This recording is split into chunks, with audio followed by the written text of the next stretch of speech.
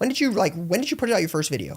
So it's crazy. Me and my videographer were just talking about it. We said we put out our video 8 months ago, I think now. Okay. About to hit 2K subs, so not Let's even within go. a year. That's pretty solid for us. My goal was 1,000, so like just showing you where I was shooting for. It's already well over that. But I think like you said, relationships are key, and when you know a lot of people and people support you, that happens really quick. So I love it. So you're 8 months into it.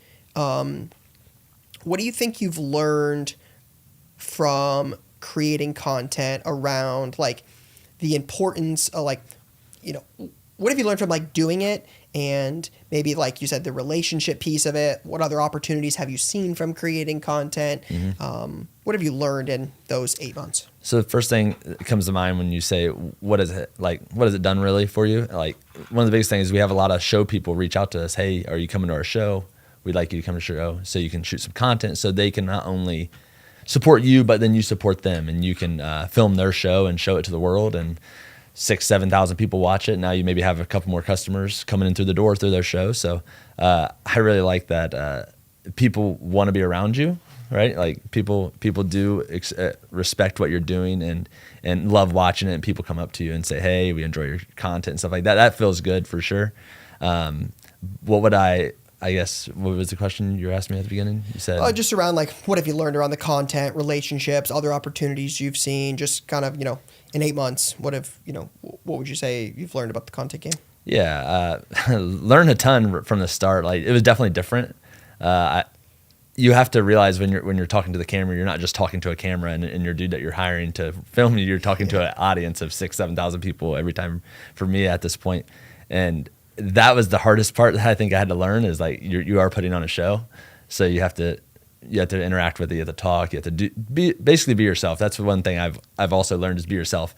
I think that's one of the most important things I've learned from it in terms of that, because what people see in front of the camera is what they get away from the camera. So I'm about as nice as it gets on the camera. That's because that's how I was raised, and that's the same thing I do outside of the camera. So you see me at a restaurant afterwards, you talk to me, it'll be the same thing you'd expect on the camera. Obviously dealing cards, but yeah. Yeah. I think the authenticity piece is huge. Yeah. Not trying to play a part, like being that person on and off camera, I think is crucial. What do you think is, I'm trying to think of the right way to word this, like around like the content piece, knowing what you know now, like any like major things stand out from like now versus the beginning, like in terms of like a tip, a trick, a piece of advice, anything around that you've really like taken to heart over the last 8 months? I think the thing I learned from the start to now, for sure, I just talked about this the other day. I said the best content is the one that's posted. And what I mean by that is, early on I was so worried about what it looked like and how it was, and it wasn't a great show. People don't care. People want to watch your content. So like posting it is the first step. And if you're getting involved in content, I know a lot of people do it now. That's one of the reasons I got into it. I thought it was cool. Thought I wanted to do it. I buy a lot of cards. People like to watch the stuff I buy. So I was like, it'll be good. But one of the biggest things is I would always go watch the videos back and like, don't put that part in there, or this wasn't a great show, let's not post this. I think understanding that any post is a good post right now, especially if you're just starting, because it's not going to be your best work when you first start, and that's for sure. And I think that's in anything you do. So definitely learning to just go with it, and any content that you can post is good content. Yep. Yeah, I love that advice. I think I would say something similar. I mean, I think the consistency thing is key, right? Like understanding that you're playing the long game for a couple of reasons. One, that, like you said, your content now is not going to be your best content 5 years from now, but also understanding that like it takes time, right? Yeah. Like you said, your goal was 1,000 subscribers. You're at 2,000, right? And we'll sit down and do an interview, down the line, and you'll be at 200,000, right? And just understanding that like when you're doing something that you want to last a lifetime, it just takes a lot longer than you might anticipate. But don't let that discourage you from starting. Brian and I have had a lot of conversations around this. Like we had debated this for a long time. I mean, it's been a year plus since I had done anything on Card Talk and recorded any episodes, and it was like, oh, well, we didn't have this, and Brian and I, we talked about it all the time, and it just, eventually at some point you just have to start and realize that you'll figure it out as you go. That's the thing is, Brian and I didn't have some master plan when he started. It wasn't like we're going to do this and then execute this, and it's just like we want to film a couple cool videos. I think we've got some cool stuff. I love cards. And I think that's the other thing is like when you're passionate about it, it's a lot easier. Like when you're not trying to like perform, you're just like, hey, I'm just buying and selling cards and just showing you what I do and how I do it.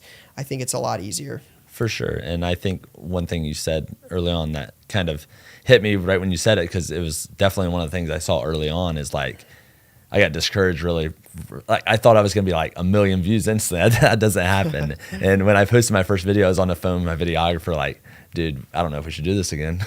I was like, this only had like 100 views in an hour. And I'm like, this isn't great. So definitely learning from that. And you have content that you post, and you guys probably do as well. Content that you post that you're like, oh, this is going to be great. And it doesn't do as well. Bombs. Yeah. Yep. So like, that's some things I've learned. I just told my videographer the other day, I said day 2 of the Pittsburgh show was probably our worst video, and it's done the best recently. So again, I think learning from that early on and understanding like not every video is going to do 1 million views. For sure. But like I said, going back to what I said earlier, just posting it is a start. So yeah, Brian and I had that conversation a lot that, this video, it's going to crush. Yeah. So it's going to crush and it tanks. And You're it like, tanks, yeah. what, like you change thumbnails and titles and you change so much and you're like, oh, this video just not meant to be. And then there's some videos like, you're like, this video, like, show vlog should do 25K and that's what we hope to get out of this one views, and it'll do like 50. I think, was it one of the Philadelphia videos recently? There was a video we posted recently that we're like, just an average, okay video, like shouldn't be anything too crazy. And I think it was the first show vlog we had posted in a while. And it like, is it the busiest day ever at a card show? Is that what it was? Yeah. And I think the Philly one before that was it the Philly one before that? There was like a Dallas video or a Philly video we posted. Yeah, the before and after. Yeah, right there. Because we had talked about that thumbnail.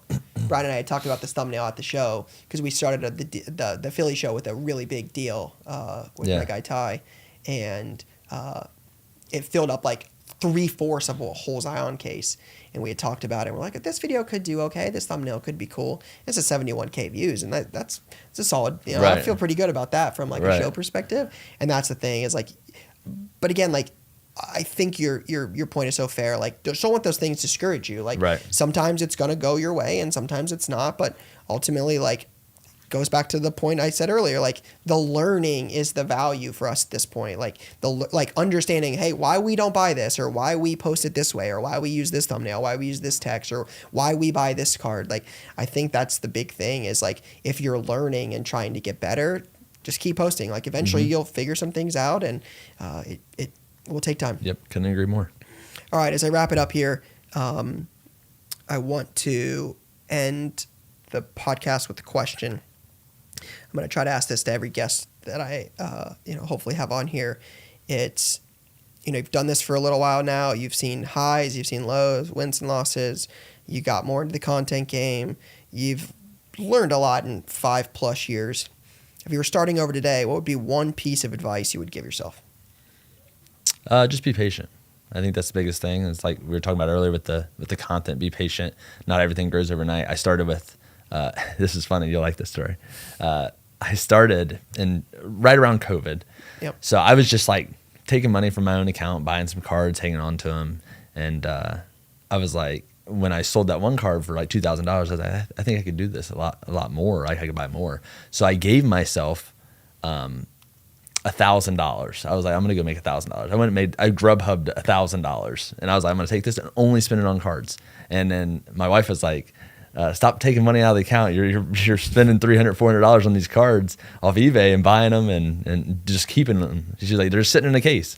So I took $1,000 of my own money, opened my own bank account for the card account. I call it my card account, and it started from there. So not everyone one of my content pieces is like spending $77,000 only on case hits. I didn't have $77,000 to start. Yeah. So like being patient and learning that I started with $1,000 and spent 3-4 years buying, flipping, making $5, making $2, losing money, making 50, making 100.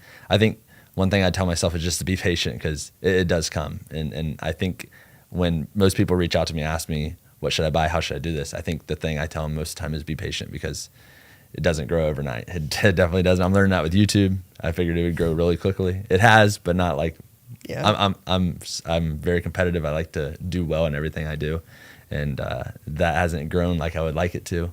But I'm gonna keep continuously do it because I enjoy cards and just being patient with myself and learning the ins and outs. You're gonna lose, you're gonna win, and just being patient with myself in that game too. So I love it.